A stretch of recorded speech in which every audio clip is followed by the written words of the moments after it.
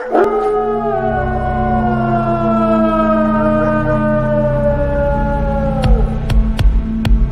is the American Indians, Indigenous Peoples Truths. Justice for all. The most dangerous show on media anywhere.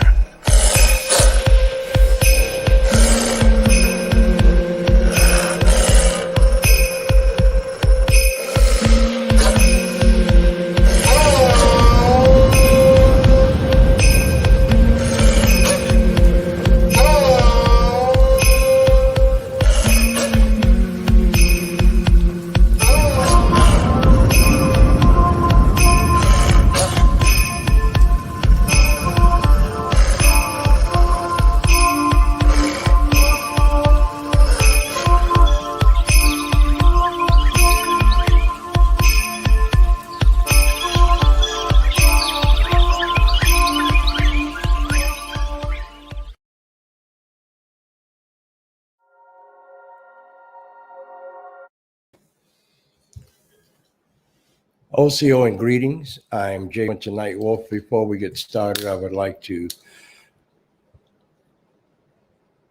pause for a moment to acknowledge the traditional stewards of the lands that we reside on, and especially their ancestors, descendants, and all indigenous people who live here and have lived on this land that we call Turtle Island. The people of New York, the Mohawk, the Onondaga, and others, the people of the region that I live in, the Piscataway Indians. We recently lost the chief of the Piscataway Indians, Chief Billy Tyack, who was like an uncle to me. I'm not Piscataway. I'm Cherokee, Shoshone, and TAINO. But he was a very close friend of mine. Chief Billy Tyack was one of the founding members of the American Indian movement, and he remained loyal to the cause of indigeneity of the people of the Western Hemisphere. So I would like to say to Billy, Uncle Billy, may you have a peaceful journey into the next world. I love you, man, and will never forget you. We have news from Indian country. Usually Judge Don Walker does news from Indian country for us, but he's been tied up in court all day. So I'm going to attempt to do the news from Indian country tonight.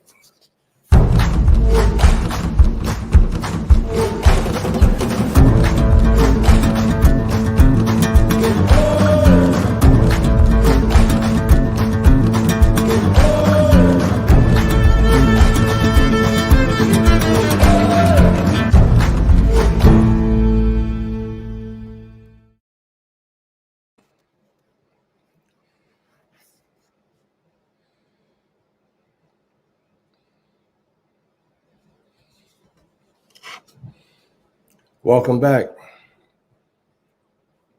I'm Jay Winter Nightwolf, and filling in for Judge Don Walker, who got held up in court today, is news from Indian country.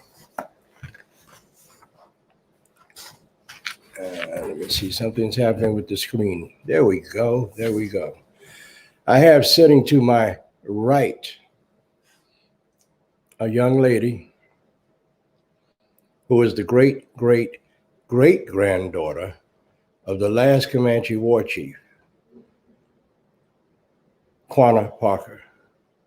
Her name is Sydney Parker, and Sydney is one of my new interns along with her older brother who couldn't make it tonight. So I'm gonna ask Sydney to slide over here. I want everybody to see you, sweetie. Okay, all right. Can you all see that pretty lady? Sydney, you do your uncle a favor, sweetie? Sure. All right. What was that? Okay. Sydney, would you read this news from Indian country tonight? Sure. And I'll move out of your way. Okay. There you go. All right. Your training starts here. Okay. So, news from Indian country. News from Indian country today. Push for indigenous curriculum makes gains. It has been a long-running goal of many Native people to have more about their history and culture taught in schools.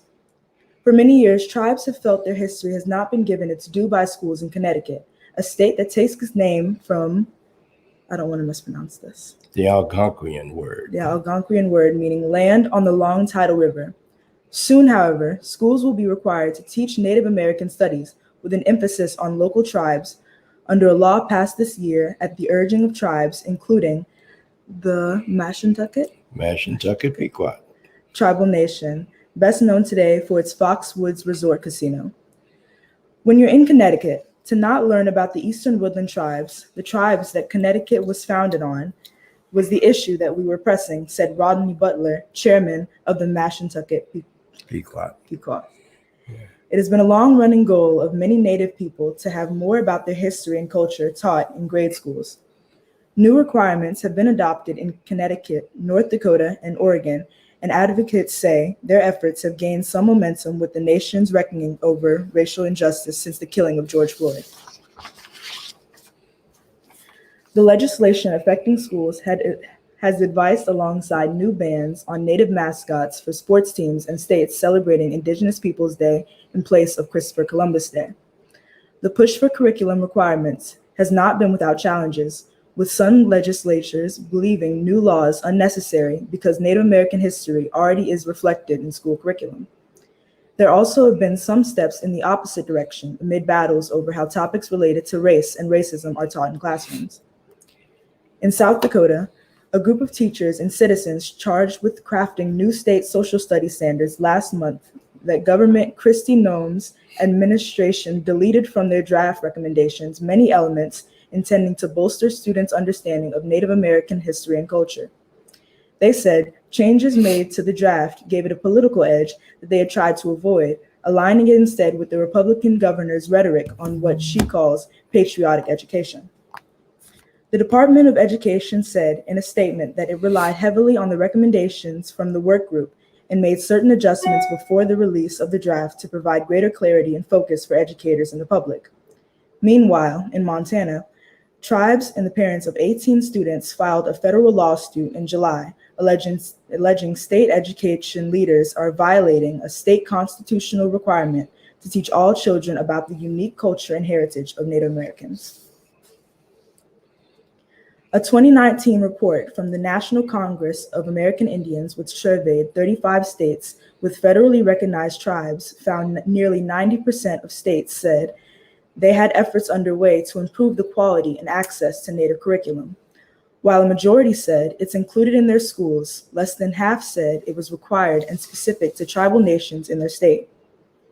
We are seeing a focus on different race and issues, said Aaron Payment, first vice president of the National Congress of American Indians and chairperson of the 44,000 citizen Sault Ste.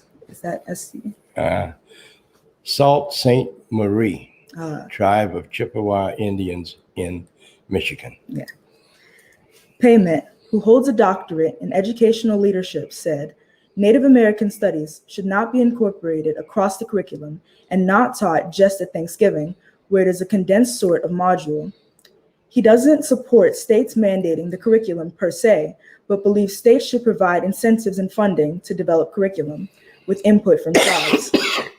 The Connecticut legislation makes it mandatory for schools to teach Native American studies starting with the 2023 to 2024 school year. It passed despite concerns raised by teachers' unions and State Education Commissioner Miguel Cardona. Cardona, who is now the U.S. Education Secretary, has said it is important to teach how Native American people, but he was wary of unfunded mandates for school districts that are still working to implement other course lawmakers, and the governor have required them to teach.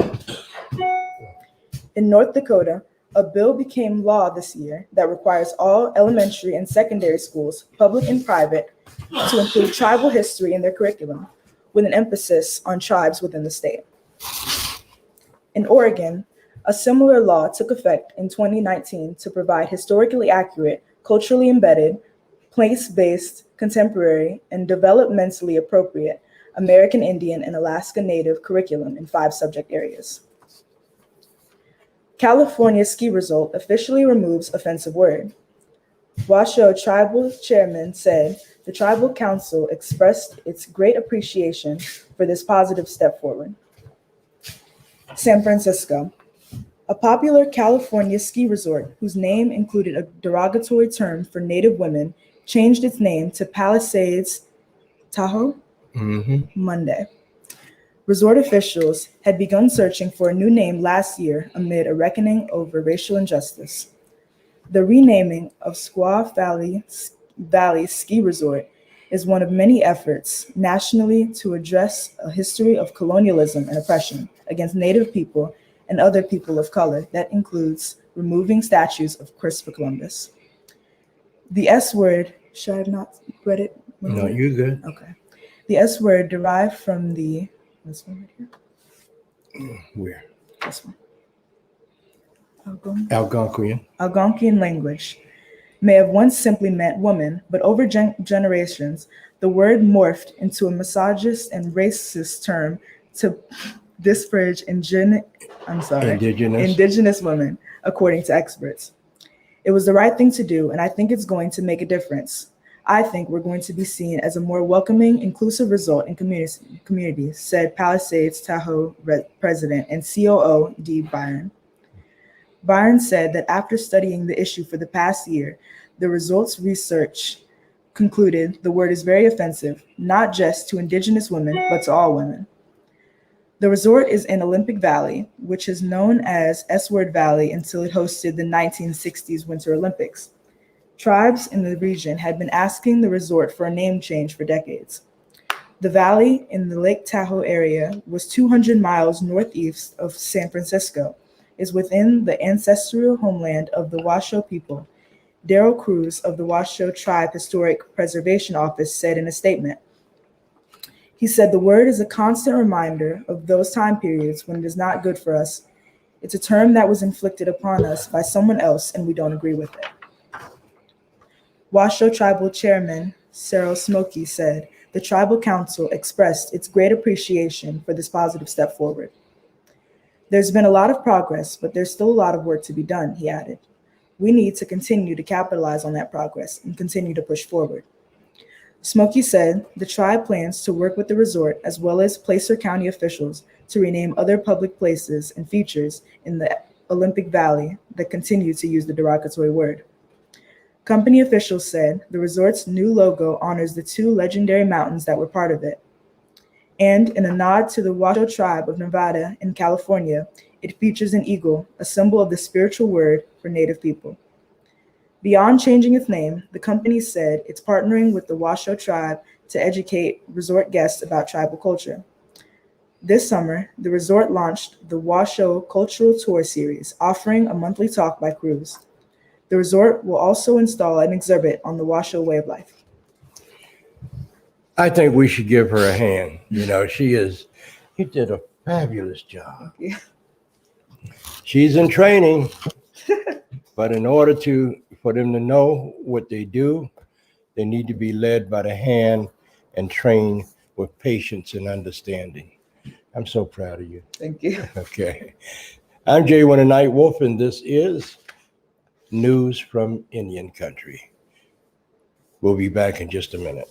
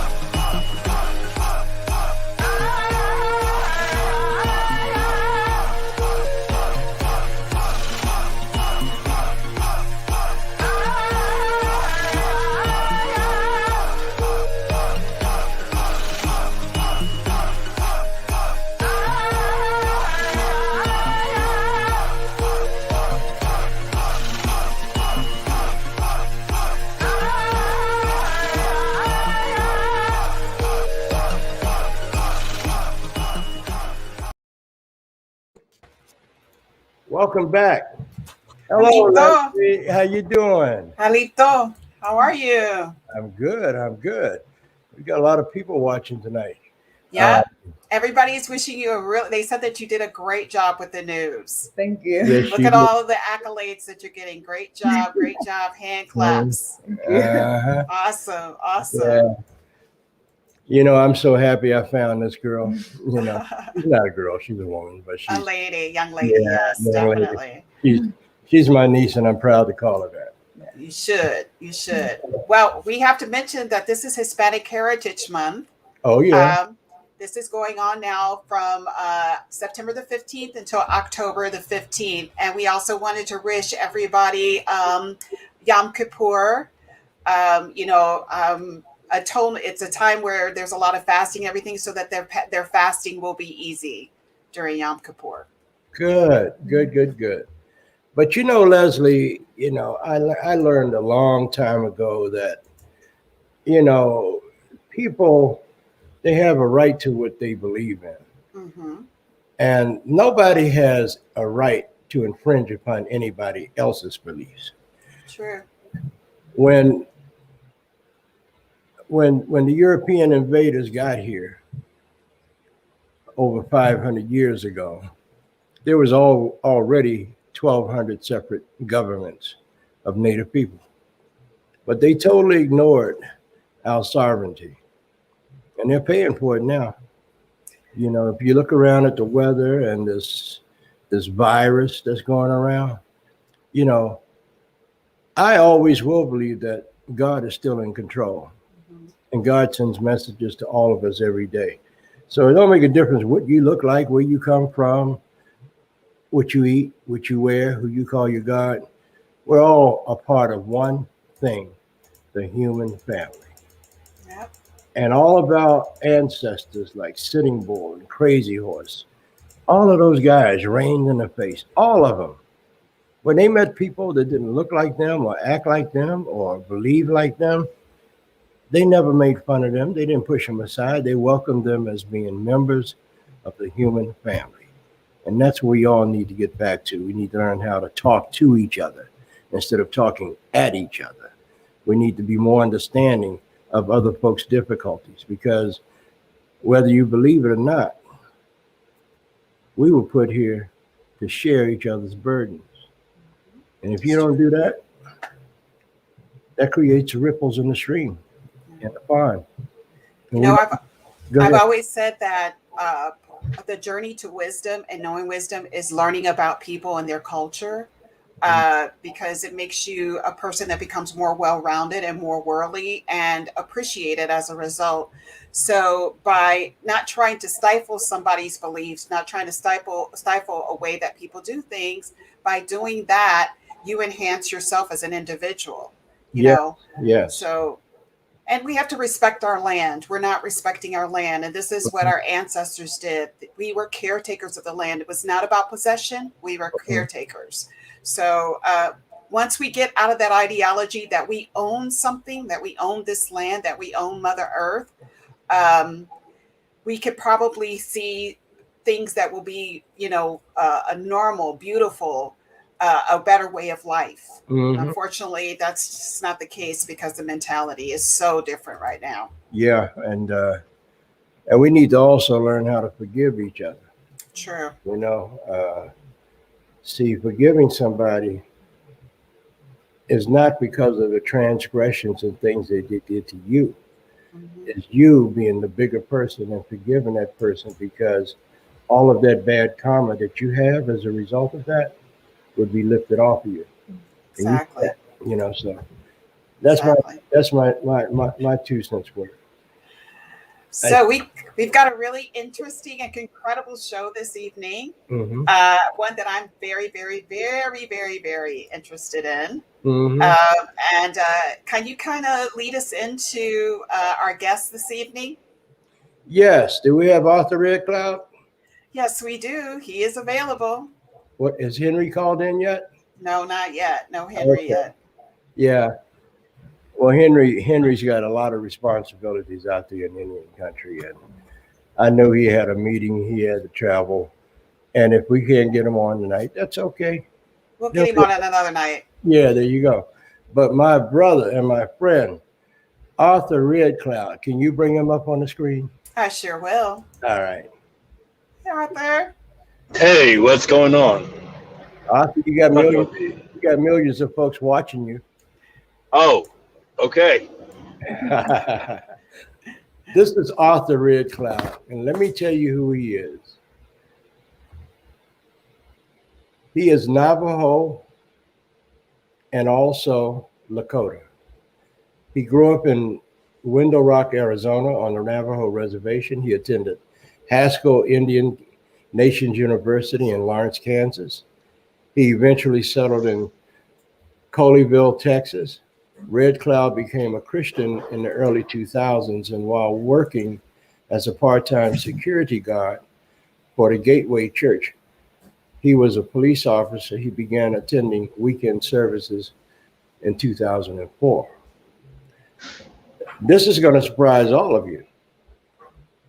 The movie that got nominated for 2 Academy Awards, REVENANT, was his first role as an actor, his major feature. He co-starred with Leonardo DiCaprio. Before it, he had taken some acting classes and acted for 2 to 3 years in low-budget films. For his audition, REDCLOUD took time off of his job as a fuel delivery driver and drove 635 miles from Dallas, Texas to Santa Fe, New Mexico in one night. Wow. For the part of Hikuc, a Pawnee man who comes to the aid of Hugh Glass, played by Leonardo DiCaprio. After a bad back audition, a callback audition in Canada, Arthur got the part. So I'm encouraging all of you to go and watch this movie, REVENANT.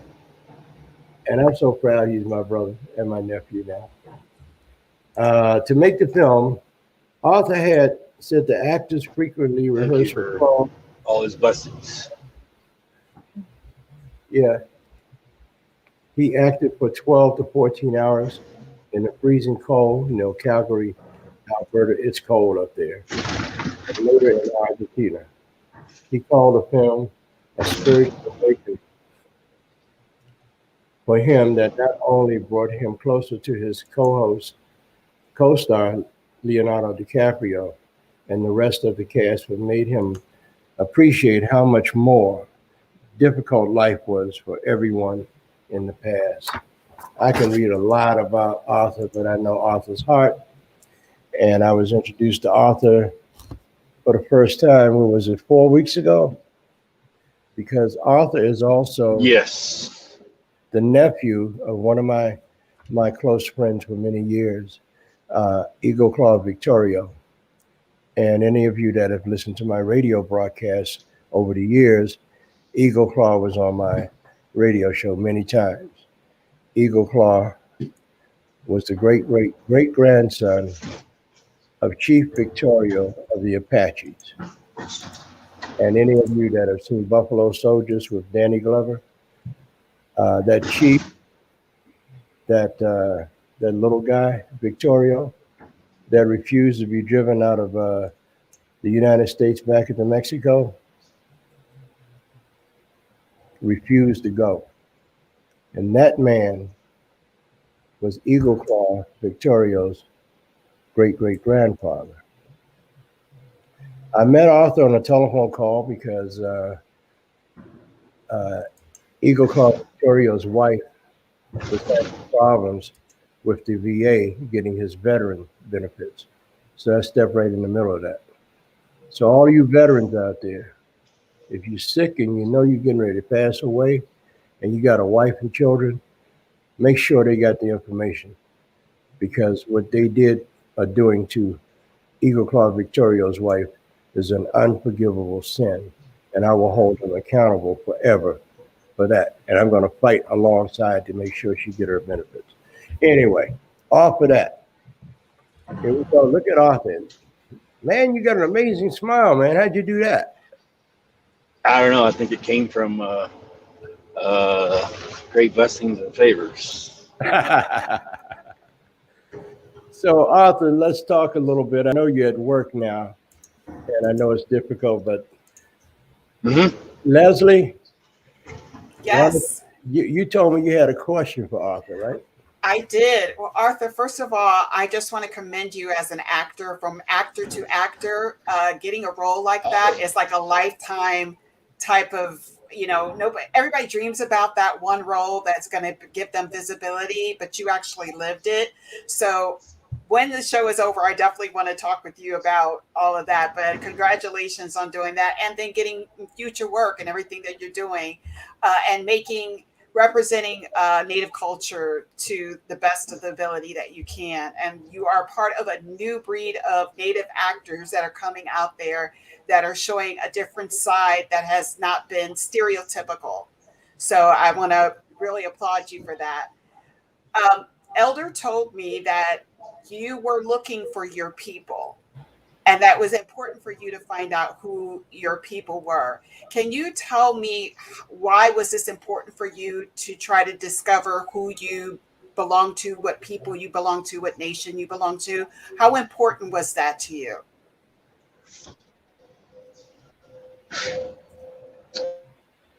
It was probably one of the hardest things to really think about and ask for, but also to really know not just where you come from, but who you come from, but why, and then of course taking that and living with that and trying to go about your journey in the direction you want to. And so it was probably one of the hardest things to find out about, but also one to also discover as I was learning all this, because my father did not, of course, he was decolonized from school, so he didn't really get to learn like the way he should have or he was supposed to.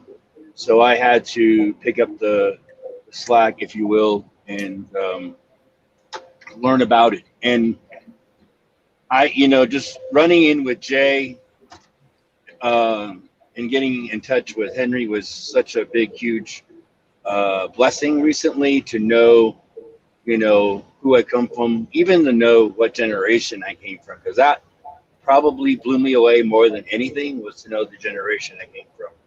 So that probably was because you have these different nations you come from. You want to know not just why or who, but why. And to me, it's just another pillar of who I come from. And as you have personalities come from your parents or your grandparents, but also from the generation too.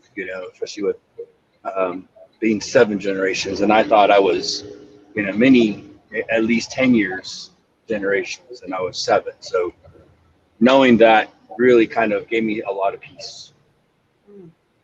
Good to know. I was so happy to. I mean, when I talked to Arthur for the first time, he told me he'd been looking for his people. So I said, REDCLOUD? He said, yeah. I said, well, hang on for a minute. I want to put you on the phone with a good friend of mine.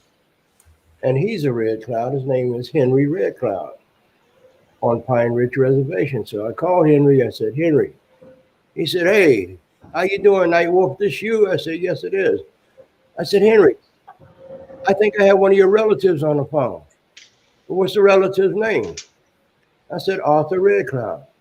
He said, I heard that name before, but I never met this person. I got them on the phone, and man, it was like, It was so much joy in that conversation when Henry REDCLOUD ran Arthur REDCLOUD's genealogy down to him, all the way back to Chief REDCLOUD. And I couldn't have been more happy for Arthur and Henry than anybody else. And Arthur, thank you for giving me that opportunity to help you with that, bro. Oh, well, thank you. No, You know, can't leave Aunt Messina out either at all. Oh yeah, I know. So Leslie, go right ahead. So now that you know where you come from, what kind of responsibility do you feel to your ancestors now that you know you have this great ancestry behind you, being a descendant of Chief REDCLOUD? What kind of motivation is that giving you now that you know who you are attached to? Oh, it gives me a different kind of a more stronger identity, but also a more heavier responsibility, not just of who he was or what he did, but what his, I guess, goals and dreams were, what his prayers were, not just for himself, but for his people. So all of that responsibility I hold heavy, you know, in my heart on it. So I feel like I just need to keep pushing forward and keep going and, you know, helping, you know, our generations or younger generations and stuff do what's necessary. Because, I mean, I wish I could ask him so many questions, but, you know, to just know from like Henry or Charles, Henry REDCLOUD, just, you knowing what really was in Chief REDCLOUD's heart, you know, especially for his people. And it's not just people's losses, but their victories. It's everything, you know, because like I said, I feel like coming from him, I that responsibility, you know, weighs even heavier on me to you know, to do this, to do that, to go, you know, do everything I need to do, you know, whether it's a, you know, it comes in a good situation or a bad situation, but to at least try. So that's right. That's right. So Elder Nightwolf, can you do us a favor, and for the audience members who do not know who Chief REDCLOUD is, can you kind of give us a little bit of a history on Chief REDCLOUD? Let me think about that, because I got so much stuff going on up here. But I did want to say something to Henry. I mean, yeah, to Arthur. When Arthur was introduced to Henry, Henry mentioned to him that you got to come up here to South Dakota and meet your people. And it was so surprising to find out that there is a community on Pine Ridge with between 500 to 600 members of the REDCLOUD family that Arthur has not met. You know, God, that has got to be a blessing from not just heaven, but a blessing to have all of these relatives, people that have the same blood that you have, and have an opportunity to meet them before you leave and go away from here. Right, Arthur? How you feel about that? Yes, sir. Absolutely. Because as we do in everything else, you know, for our ancestors, a lot goes to, you know, being the example, you know, that they were example for us. So we have to keep, you know, in everything we're doing, you know, whether it's building or helping or planting, you know, we're being the example because they were the example. Arthur, are you going to put this on your resume, your acting resume now? Your IMDb page? Sure, absolutely. You better. Yeah.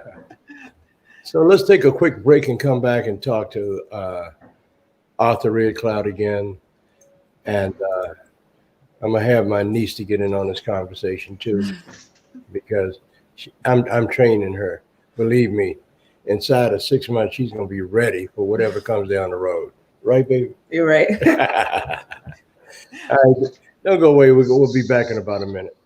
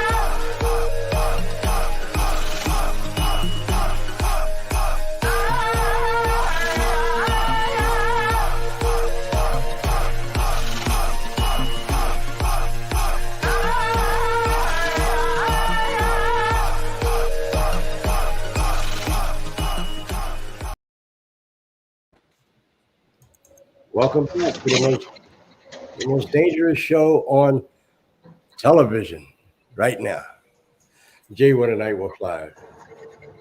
So there's a question on the screen that says, we must do our paper genealogy and other resources to find our lost tribes. My 5 great-grandfather is chief of the Shawnee Indian tribes, and my Choctaw Indians as Cherokee and Choctaw too. As Joseph.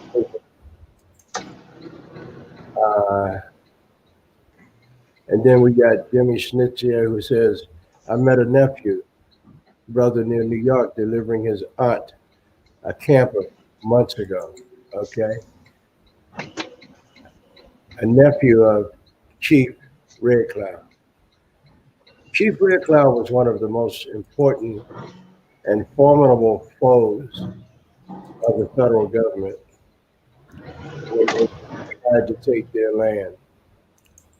And it says that REDCLOUD was one of the most important leaders of the Oglala Lakota from 1868 to 1909. He was one of the most capable Native American opponents whom the United States Army faced in its mission to occupy Indian land.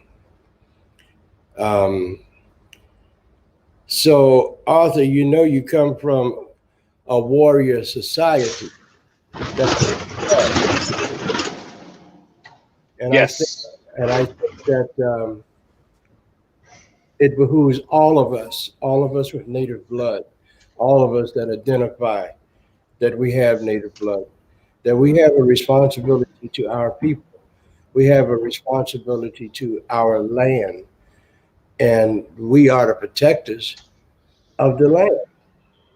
And Yes, all of this stuff that's going on with them trying to run pipelines through the land to sell oil to other countries for a profit. You know, when the hell are they going to ever learn that, first of all, it's not your land?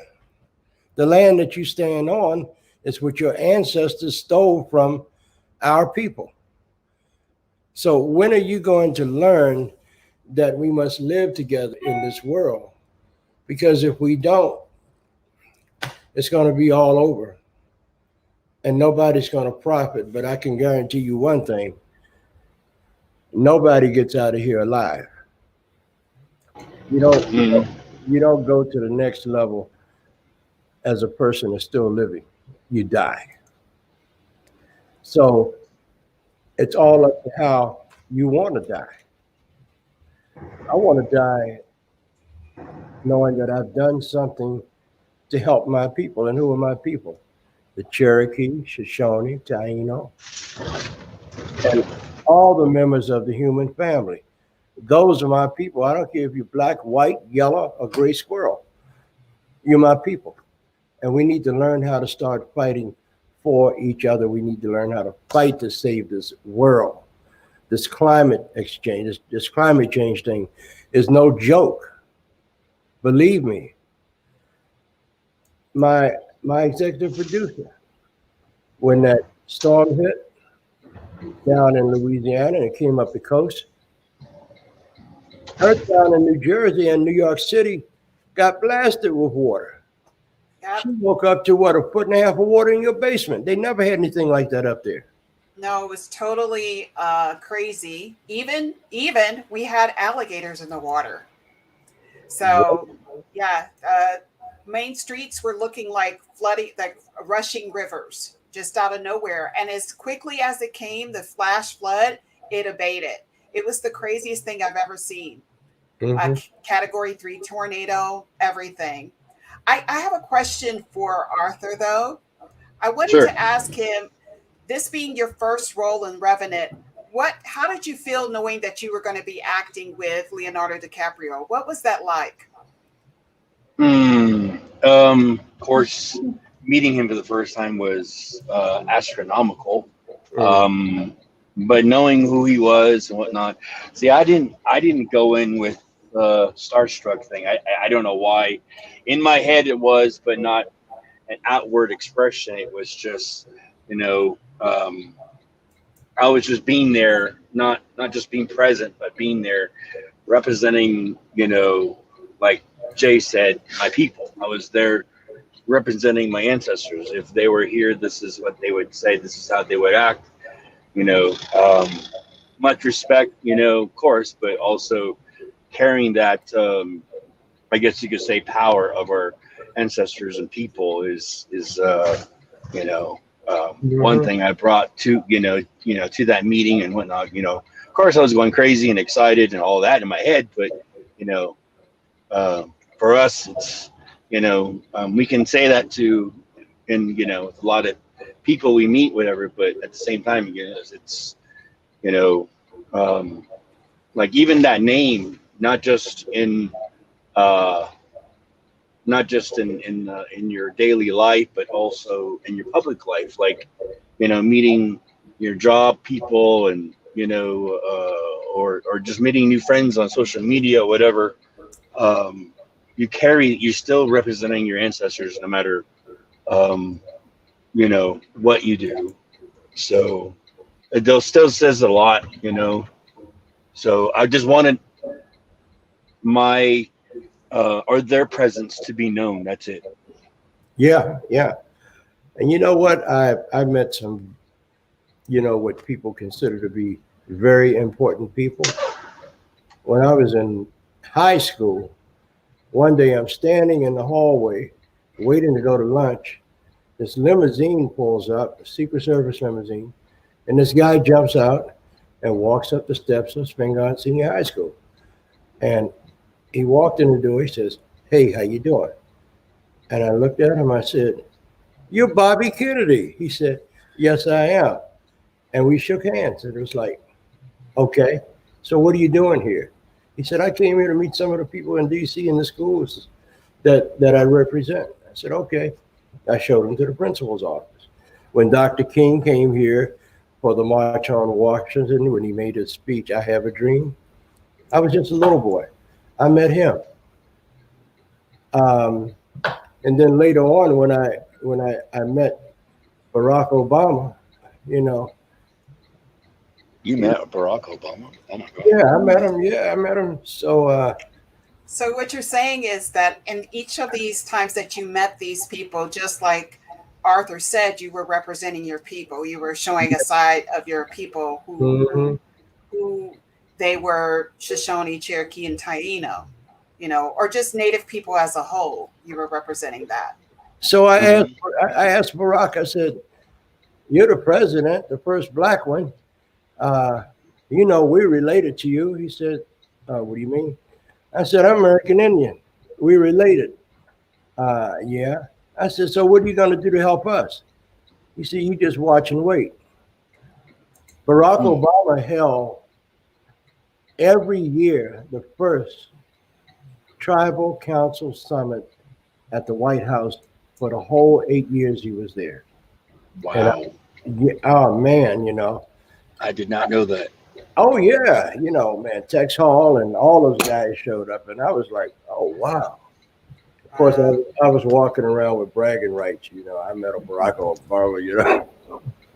But he did a lot of good, and then we had that fool to come in behind him that tried to destroy everything that he did, and telling everybody about the Indians up in the New England area of the United States. Well, they don't look like Indians to me. No, because they don't look like the Hollywood makeup Indians. It's there crazy. You go. Yeah, we all don't look alike. Hey, speaking of that, I do have to ask Arthur this. Arthur, I've heard there are a lot of people that go for auditions that are not Native, but say that they're Native. Has it happened to you? Have you gone into an audition and seen somebody that was not actually Native going for a role that was Native? There are, I think, from what I've seen, there where I go, it's a little harder because I live in Texas and everything's done on video. Of course, everything was done, in person, but when I did walking auditions in LA, of course I was the only native there, whatever. So, it was pretty hard to see whatever, but in different areas and different parts of the state, I don't know. I can't really speak on that because wherever I go, usually I'm the only one. So, Oh man. So in that case, when you have a director who doesn't know about Native history, have they advised you on set about what would be appropriate? A lot of them, if they don't have like a liaison, a Native American historian or whatever, usually I think they rely on us. There's been a couple times I've been asked, to kind of step into that. I get that. They ask me, what would be best, and stuff. So I try to just give my best situation. Yeah. Because they've for years they wrote their own narrative about who we are, who they think we are, who we should be, or whatever. So changing that narrative goes into just, not just what you do on set, but how you conduct yourself every day, so, because, we have to constantly teach because, no one's teaching about us anymore, or they're just teaching something, superiority to the white people for them, where we just in the background somewhere. Yeah, they're teaching the fairy tales. And, Yes. And the first news article that my niece read was on education in the schools, Native education. And they've been fighting that thing tooth and nail for so many years. And I'm very happy to see us getting some attention now.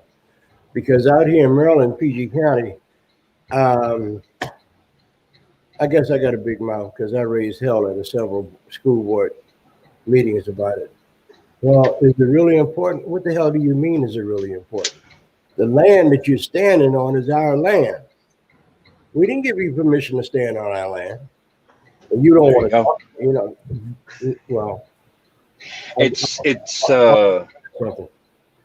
so funny. I didn't mean to interrupt, Jay. It's so funny when she was reading that in Texas, as of September 2001 or 21, they're going to stop teaching Native American history in schools in Texas. What? Yes. Yes, I heard that. That's right. Oh, we need to do a broadcast on that. Mm-hmm. Yeah, And people look at you and say, "Why are you so opinionated? What the hell do you think?" Because a lot of the teachers that I'm friends with would ask me to come on Native American Indian Day and teach the kids about your culture and your heritage and your people and all that, and not because they're reading it from a book or they're reading it from whatever. So now this tells me with history changing like that and them stopping teaching about Native American history, it's just another form of genocide. Yeah. Yeah. So this means I can't go teach the kids, about who we are. Mm-hmm. So are you saying that with them now teaching it in school, are they actually going to advise or consult with someone what the curriculum is going to be? Who are they speaking to about this curriculum? I don't know. That's the part I've been trying to find out, because I'm like, well, if you're going to stop teaching about Native American history, then don't even teach about the Pilgrims and the Indians and Thanksgiving and stuff, because everybody seems to gravitate or, get that symbolism of us through, through the, the Pilgrims and the Indians on Thanksgiving. And of course, that only comes up in November, when Native American History Month is November too. Yes, Yeah. yes. So we really need to concentrate on doing something great for Native American History Month, the whole month of November. And so Texas is really hitting hard against us. So this is another thing. And I don't know if Messina told you yet, but in Colorado, as of, was it August the 14th or 15th, it was illegal to kill Native Americans in the state of Colorado. Oh, really? Finally, finally, it's illegal to kill the Indian. Yep, it's illegal. Somebody, Only in Colorado. Right. Yeah, but you know what? I got a good friend, Spike Moss, from Minnesota. They are still practicing road kill on Indians. Indians that have to go to the store and walk an hour and a half from the reservation or their communities. They come back with their groceries in their arms, and these white people with pickup trucks run them over and leave them for roadkill. And the government, the state government, they're doing nothing about it. And 2 years ago, they were killing Native women, taking all their clothes off of them and tying a rope around their ankles and hanging them up on lampposts.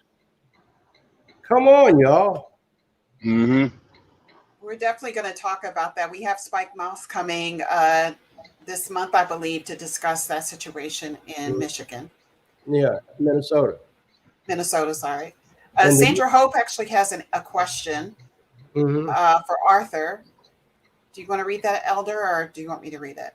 Do you know when your next movie, the Fibonacci Experience, will be released?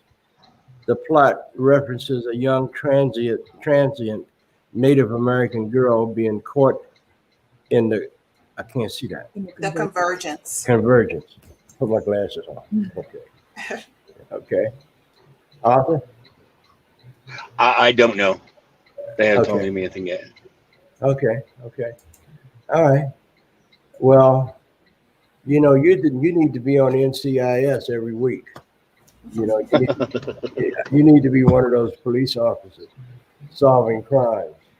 And I hope they'll base it in Minnesota so you can start solving some of those. Later. Yeah. But anyway, what time is it now? So we have about 5 more minutes Okay. before we can end the show, since we did come in late, and our apologies. We did have some technical difficulties. Okay. But anyway, this comment from Jimmy Snetcher, a friend of mine, he says, Connie Gonzalez, I know your brother Jay with a Nightwolf. They're talking about Texas taking the education about Indians out of the schools, you know. Mm-hmm. I want to say to all of our Native brothers and sisters that are viewing tonight, that next week, we're going to have a fireside chat with me and some of my friends. And you need to get your questions ready, because I'm going to be answering some questions, the tough questions. And if you got virgin ears, don't tune in. Because Are you saying that this is an adult hour that we're going to be having, a PG-13 hour next week? yeah, it could do that. But you know, you got kids 5 years old that understand all of that very well. But on a serious note, all of you Native brothers and sisters and indigenous people here, our Black brothers and sisters, our white brothers and sisters, our yellow brothers and sisters, everybody. Our allies. Absolutely. We need to all get together and make some things happen to change the whole face of how life is in America now, because it's gone down a slippery slope. And karma, I tell you, karma, excuse my French, karma is a bitch. And karma will catch up with you at a time in the middle of your evilness that you can't stand the pressure, and karma will take care of you. So we need to think about, we need to think more about each other now. Yeah, definitely. And look at the weather. You know, I'm not a Muslim, but one of my best friends is Minister Louis Farrakhan. I remember him saying 5 years ago, we don't need guns to protect ourselves. Just watch the weather and look at what the weather is doing. If that isn't a smackdown and punishment, I don't know what is. So There you anyway, go. yeah. Yeah, definitely. Jay, I did want to say something to your assistant. I just want to tell her, yes, she did a great job, but I think she just made Quanah Parker very, very proud by just her stepping up and stepping out into something to honor her generation, but also her people. Well, thank you so much. I really appreciate that. And guess what, Arthur? She's Yes, only sir. she just turned 18. Oh, wow. So she got a long road ahead of her. And, Yes, and sir. I'm going to be counting on not just me and Leslie and you and everybody else to pat this girl on the shoulder and give her some kudos. Yes, sir. And she's willing to learn, you know. So her and her brother, you'll meet Sean, her brother, in a couple of weeks. But Okay. I'm looking for these young people to get involved with what we're doing. Yes, sir. Because we're getting old. Yes, sir. I'm sorry. Excuse me. I said No. We who? we are getting old. We know. Don't try it. You're older than this girl, for sure, young lady. But, we're not going to be around forever. And There you go. do we leave our offsprings? Do we leave them educated? Or do we leave them in the wilderness wondering what to do and what to say? Actually, it's empowered. Do we leave them empowered? Yes, Yeah. exactly. Okay. Great. So we have 2 minutes and we want to give a special thank you. Okay. I want to thank Sandra Hope, who is no longer a part of us, but still part of us. I want to thank her personally for all that she did to help get this Winter Nightwolf production up and off the ground. You did so much, Sandra. I am very appreciative of it. And I still love you. I don't care what nobody else say about it. You're still my sister, and they don't like it. Let me get their names. I'll take care of them one-on-one. Also, I want to give Arthur REDCLOUD an opportunity to express his feelings. And before I ask him to do that, Arthur, will you come back again? Yes, sir. Anytime. All right. So you got any closing thoughts, Arthur? No, it just saying basically a lot of prayers for those people who are still trying to fight the pipeline free. Mm-hmm. So, And you'll be out here in October, right? yes, sir. I'll be out there in October. Yes. Okay. And as we get closer, I'll let everybody know when he's going to get here, because he's probably going to stay with my house and Absolutely. eat my food and sit in my sweat lodge. There you go. Okay. Leslie, do you have any closing thoughts? Yes, I kind of want to explain to everyone that Sandra decided to take on some of her other activities. So this is why she will not be participating. She's still part of our show. She's going to be more behind the scenes. And she is going to be doing more for her Stolen Nation and our podcast that she has coming up. So I want to tell her thank you so very much for everything that you've done for this show, for me and Jay, and just being a bright light of advice and goodness, and just being a genuinely just wonderful person. My closing thoughts this evening, thank you, Arthur. Hold on. My closing thoughts are thank you, Arthur, so much for being on here and just being a representation of true Native culture. I wish you very well on your journey in finding your family. There are a lot of us who are still looking. So I rejoice with you when you rejoice with them, when you finally go to that family reunion. And Thank you. And you're welcome. And Elder, I will see you next in a couple of days. I'll be talking to you, I guess, or whatever. I know. Thank you. Thank you, everybody, for tuning in. Absolutely. And this one right here, you got any closing thoughts?